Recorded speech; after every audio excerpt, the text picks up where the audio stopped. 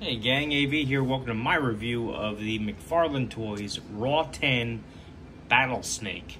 Here he is in the packaging. As you can see, it's pretty simple packaging. It's only basically a bottom and a back. The figure is zip tied in there. Going to be relatively easy to get him out. I picked this up because I'm a G.I. Joe fan. Bad guys are Cobra. This is more or less a Cobra. And if I can't use it as is, a little bit of paint and a little creativity, I could definitely turn this into a background or a statue or something. So for $10, it was a no-brainer.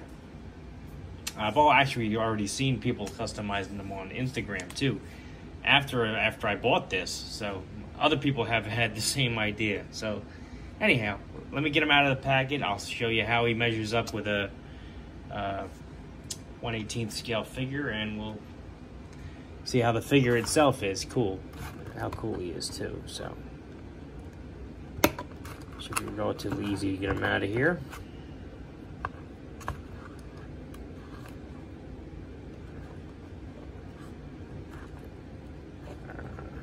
The bottom one is a little close to the figure. I don't want to cut the figure. There we go. And that's it. Just 2 zip ties. This card is taped on the back. Just use my X-Acto off camera. Hope you don't mind. Get that loose.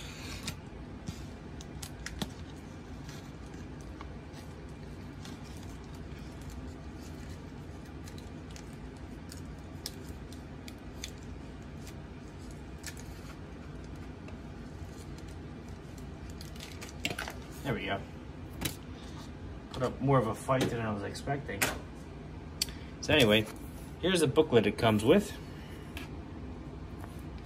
And I was incorrect, it's not a card, it is a booklet. Shows off some of the other creatures available in the line. In the store, I only saw Cygor and Battlesnake. I have not seen Riptar or Frenzy yet, but I assume they are also out there. He actually has a bio. We all know how much I love my bios. If you feel like reading it, feel free to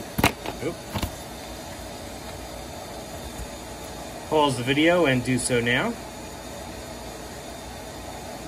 Very cool. Always a big fan when they include that kind of thing. And he comes with a little poster here. Pretty cool. Pretty cool. Sorry about that. My water pump kicked in while I'm talking. Very annoying. So anyway, here's the figure. At first, I thought he'd be made of more pliable rubber to actually pose him, but it doesn't look like that out of the packet. It looks like he is basically set in that pose, which is kind of unfortunate.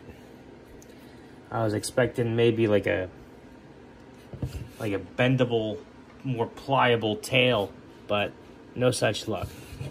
Also, I can say that the main body of the figure from here down to here is all plastic, whereas the tail itself is more of just a straight up rubber. And it appears to be glued in, unless I miss my guess. The underbelly of the snake is not really painted. I mean, it is. There's some highlight in there. Looks like a purple wash effect on the bottom, but it's definitely not the silver that you see on the crest of the snake there. So that is a little unfortunate. You can't really do much with the tail. It's just there as a counterbalance, basically. The face does have some articulation, namely his jaw,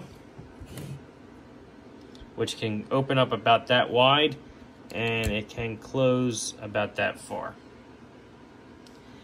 His tongue is a little bendy. You can actually pose it a little bit, but I would be afraid of breaking it off. It's a very thin piece of plastic. All in all, it's still very cool. It's going to look good on a shelf. It's going to be pretty cool for what I have planned for it. I think a little bit of paint would actually go a long way on this figure, though. Let's do size comparison now, because I do a 1/18th scale channel. We're going to use 1/18th scale figures to size it up with. Here it is next to a vintage G.I. Joe. So you can see how it measures up. Here it is next to a modern vintage collection Luke Skywalker, who I can never get to stand.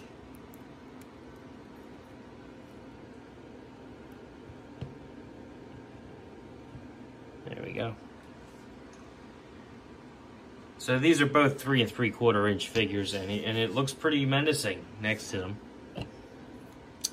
Here he is next to a more modern 4-inch G.I. Joe.